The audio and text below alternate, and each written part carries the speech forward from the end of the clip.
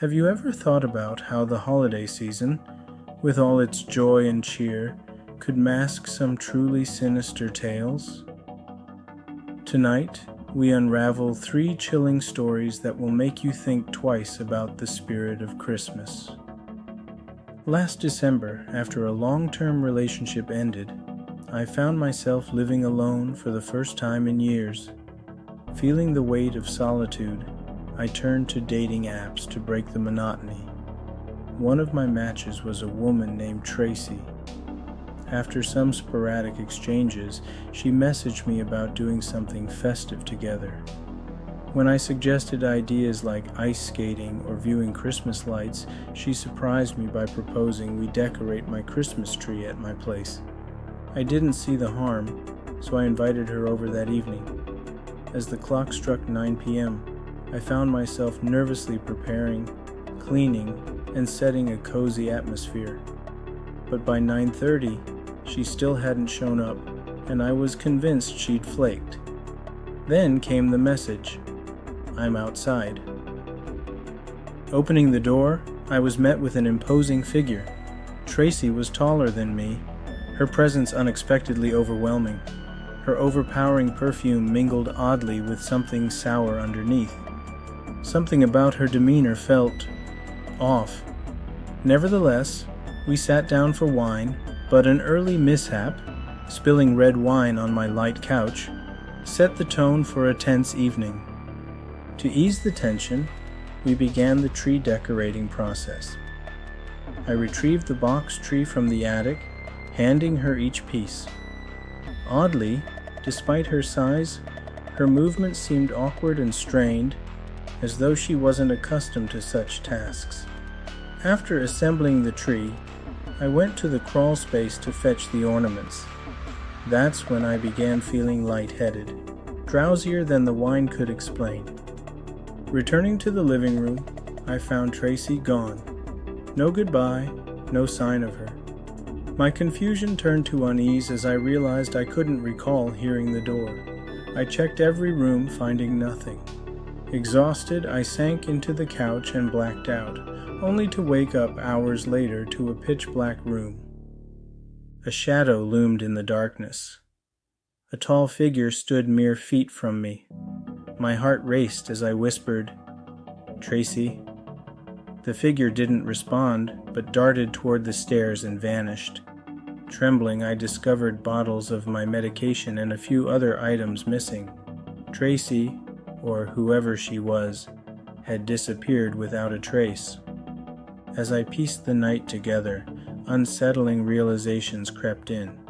Had she planned this all along?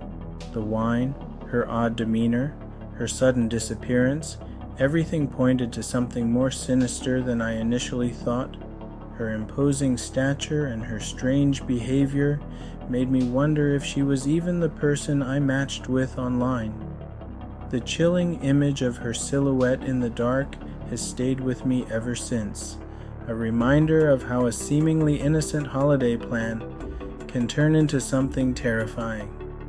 The days following the incident were filled with paranoia. Every creak in my house felt like an intrusion, every shadow a sign of her return. I found myself triple-checking locks, avoiding social media, and even skipping the dating apps altogether.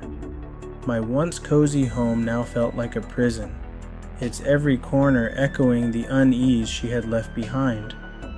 In the weeks that followed, I took steps to investigate. I contacted Tinder, hoping they could provide some information about her account, but their privacy policies offered no help. Friends advised me to install security cameras, and I did so immediately. Yet, even with cameras in place, sleep didn't come easy. Every notification from the system, be it a stray cat or passing car, startled me awake. Looking back, the most haunting realization wasn't just that she had invaded my home. It was the thought that she had likely done this before and might do it again. The way she moved, the precision of her actions, and her calculated exit all pointed to someone experienced in exploiting others' trust. I often wonder if her true intention was only theft, or if something darker could have unfolded had I been less cautious. To this day, I haven't heard from or seen Tracy again. Her image, however, remains etched in my mind, a ghost of a stranger who turned my holiday season into a waking nightmare. Every Christmas since, I've opted for low-key celebrations, often skipping the decorations entirely. The memories of that December night serve as a chilling reminder of how little we sometimes know about the people we invite into our lives. In the months that followed, I couldn't shake the feeling of being watched. On more than one occasion, I'd come home to find small things out of place. A book moved, a light left on that I was sure I'd turned off. Were these innocent oversights or subtle signs that Tracy or someone else had returned? It wasn't until I installed a second layer of security measures, including motion detectors and smart locks, that the disturbances stopped. Yet even with these precautions, the psychological toll was immense. Nights were restless, my mind racing with worst-case scenarios. The memory of Tracy's shadowy figure standing over me became a recurring nightmare, leaving me drenched in sweat and gasping for breath. Friends tried to help, suggesting therapy or even moving to a new place, but leaving felt like surrendering, an admission that she, whoever she really was, had won. Instead, I threw myself into work, hoping the constant distraction would drown out the lingering fear. It worked to some extent, but the holidays, once a season of joy and togetherness, were forever tarnished. Christmas lights became a trigger, their warm glow a bitter reminder of the darkness I'd experienced. Now, each December, as others eagerly hang ornaments and wrap presents, I find myself retreating inward. My tree remains boxed up in the attic, its decorations untouched. And while I've made peace with certain aspects of that night, one question continues to haunt me. What if Tracy hadn't left? What if she had stayed, waiting for me to wake, her intentions hidden behind that eerie silence? It's a thought I'll never have an answer to, and perhaps it's better that way. If this story sent chills down your spine, give this video a like and share it with friends who love a good scare. Let's keep the nightmare narratives alive. Have you ever thought about how the holiday season, with all its joy and cheer, could mask some truly sinister tales? Tonight, we unravel 3 chilling stories that will make you think twice about the spirit of Christmas. It was Christmas Eve, 1997. As a Jewish family, my little sister and I weren't celebrating, but our father, a doctor, was working late. That left us alone with our mother, who struggled with alcoholism and was passed out upstairs. While watching TV, a knock came at the door. Peering through the glass panes, I saw a man dressed as Santa, holding a large sack. His cheerful wave didn't mask the unsettling nature of his visit. "Hey, kid, it's me, Santa. Let me in, and I'll give you your presents," he said. I bluntly told him we didn't celebrate Christmas, but he pressed on, claiming he was now delivering to Jewish kids too. His insistence turned menacing as he demanded I open the door. Frightened, I told my sister to call 911, but the dispatcher dismissed us as overexcited kids. Minutes later, the knocking returned, more aggressive this time. Desperate, I devised a risky plan. Grabbing candles from our menorah, I lit them, intentionally triggering the smoke alarm. My logic was flawed, but the plan worked. Firefighters arrived within minutes. Santa didn't flee. Instead, he fabricated a story about being our father, claiming he'd locked himself out while trying to rescue us from the fire. The firefighters nearly believed him, but our frantic protests revealed the truth. They restrained the man until police arrived. We never learned who he was, but I'll never forget how close we came to disaster. The night left us shaken, a stark reminder of how vulnerable we were. My sister and I often reflect on that evening, grateful for the quick thinking that saved us. It's a tale we now share, not to relive the fear, but to warn others of the unexpected dangers that can lurk behind even the most cheerful facades. As the years went by, the memory of that night never faded. The image of Santa's malicious grin through the glass still sends shivers down my spine. It wasn't just an intruder at the door. It was the embodiment of deception, using joy and festivity as a disguise for something far more sinister. Our father, once he learned the full story, was furious with the dispatcher for dismissing our call. He vowed to ensure no other children would face a similar situation. His efforts led to improved training at the local call center, ensuring that even the voices of children would be taken seriously in the future. Every Christmas Eve, I find myself double-checking locks and keeping an ear out for unusual sounds. The lesson I took away from that night is simple. Not every smile hides good intentions, and not every knock on the door brings joy. Sometimes, the season of giving can also bring encounters that haunt you for a lifetime. The following year, my sister and I insisted on staying with our father at the hospital on Christmas Eve. It wasn't ideal, but the sterile, well-lit halls of the hospital felt far safer than our home. We spent the night watching movies on a small TV in the break room, surrounded by nurses who doted on us with cookies and hot cocoa. It became our new tradition, one that lasted until we were old enough to stay home alone without fear. But even with time, the scars of that night remained. My sister, now a mother herself, refuses to let her children answer the door unsupervised. Her vigilance is a direct result of our childhood experience. As for me, I've developed a habit of installing extra security measures in every home I've lived in. Video doorbells, motion detectors, reinforced locks, all are non-negotiables. Sometimes, I wonder what became of the man in the Santa suit. Was he caught and punished? Or did he move on to another neighborhood, preying on other unsuspecting families? The not knowing is what truly keeps me up at night. His face, though partially obscured by the Santa beard, is etched into my memory. It's a face I'll never forget, one that lurks in the shadows of my mind whenever Christmas approaches. Over the years, I've shared this story with friends and colleagues, often to skeptical reactions. "Why didn't you just ignore him?" they ask.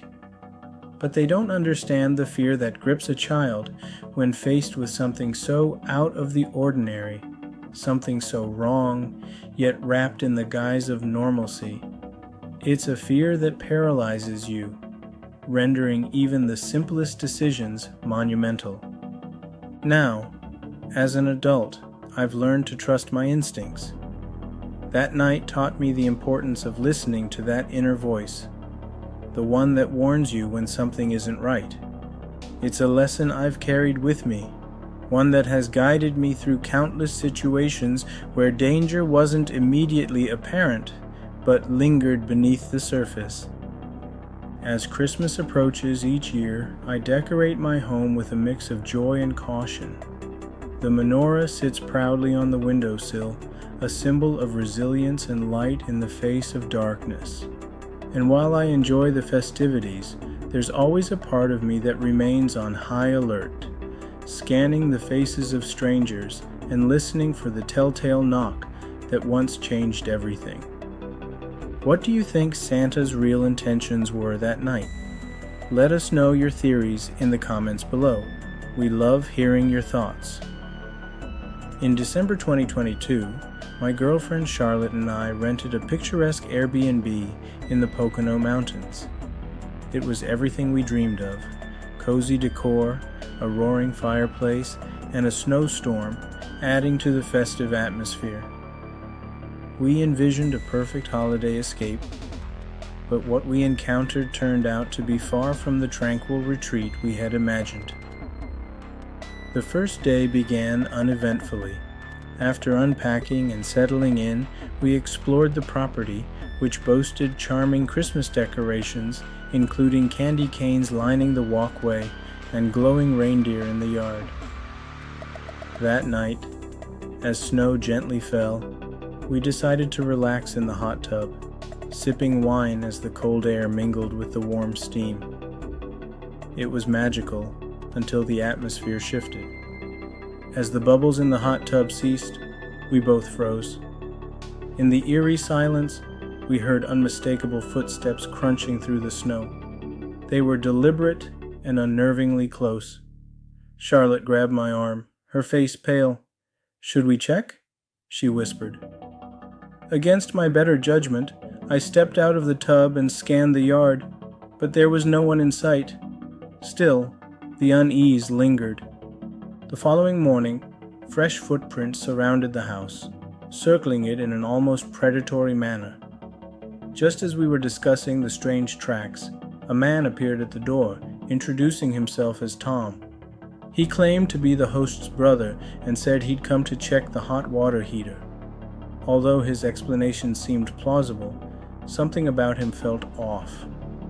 He was unkempt, his demeanor overly familiar. When I texted the host, Mike, to confirm, his reply was chilling. "I don't have a brother." My stomach sank as I read the message. I quietly told Charlotte to pack our things, and we decided to leave immediately. As we loaded the car, Tom appeared again, this time emerging from the woods. His presence was more menacing now, his movements deliberate and calculated. I didn't wait to find out what he wanted. We drove away as fast as the icy roads allowed. What followed was a harrowing sequence of events. Once safely on the main road, we called Mike, who contacted the police. They searched the property but found no sign of Tom or anyone else. Yet the footprints around the house told a different story. Whoever he was, he had been watching us the entire time. In the days that followed, I couldn't shake the feeling of being hunted. The memory of Tom's piercing stare haunted my thoughts, his predatory movements playing on a loop in my mind. I replayed every detail, wondering what might have happened had we stayed just a moment longer. The realization that our every move had been observed sent chills down my spine. Charlotte and I later learned from Mike that the property had a history of trespassers. Previous guests had reported strange occurrences, from missing items to unexplained noises at night. Despite this, the Airbnb listing had remained active, with no mention of these incidents. It was a harsh lesson in the dangers of trusting appearances. Even now, as I write this, the thought of returning to an isolated rental fills me with dread. The beauty of that snow-covered retreat has been forever tainted by the shadow of what might have been. And while we escaped unharmed, the psychological scars remain. Each creak in the floorboards, each rustle of leaves outside the window, reignites the terror of that night. The experience has left me hyper-aware of my surroundings. I've since invested in portable security measures, including door alarms and motion sensors whenever we travel. Trust is a fragile thing, easily shattered by the sinister actions of others. And in the quiet moments before sleep, I often wonder, who was Tom? What were his intentions? And was he truly alone that night? Over the following weeks, Charlotte and I couldn't stop dissecting every moment of our stay. We debated whether Tom had been watching us from the moment we arrived, or if he had only approached after noticing we were alone. The footprints surrounding the house suggested the former, but we couldn't be certain. What we did know was that he was patient, calculated, and disturbingly familiar with the property. I found myself diving into online forums about Airbnb safety, reading stories eerily similar to ours. Other travelers recounted encounters with strangers who appeared unannounced, claiming to be maintenance workers or neighbors. The patterns were chilling: isolated locations, minimal security, and the eerie feeling of being watched. Our experience, though terrifying, wasn't unique. It was part of a larger, more troubling trend. In an attempt to regain some sense of control, I contacted a private investigator to look into Tom. I provided every detail I could remember: his approximate age, appearance, and the unsettling way he lingered near the woods. Weeks later, the investigator reported back with little to show. No one matching Tom's description lived near the property, and the local police had no records of anyone by that name. It was as if he had vanished into thin air. Charlotte, meanwhile, struggled to move past the ordeal. Nightmares became a regular occurrence, and she often woke in a panic, convinced someone was in the house. We both began attending therapy to process the trauma, but the sense of vulnerability lingered. The world felt less safe, its shadows deeper and more threatening. As Christmas approached again, we faced a difficult decision: to travel or stay home. Ultimately, we chose to remain in the safety of our apartment, surrounded by the familiar comforts of city life. It wasn't the festive getaway we had envisioned, but it was a step toward healing. We decorated a small tree, watched cheesy holiday movies, and made a pact to never stay in an isolated rental again. Yet despite our precautions, the fear persisted. Every knock at the door, every unexpected noise sent my heart racing. The memory of Tom's shadowy figure, his unsettling grin, was a constant reminder of how quickly the illusion of safety could shatter. And while time has dulled the edges of our fear, it has not erased them. To this day, I wonder what might have happened if we hadn't left when we did. Would Tom have escalated his actions? Or was the psychological torment his true goal all along? These questions remain unanswered, a chilling echo of a night that forever changed how we see the world. Want more eerie tales to keep you up at night? Subscribe to Nightmare Narratives and hit the notification bell so you never miss a story that chills you to the bone.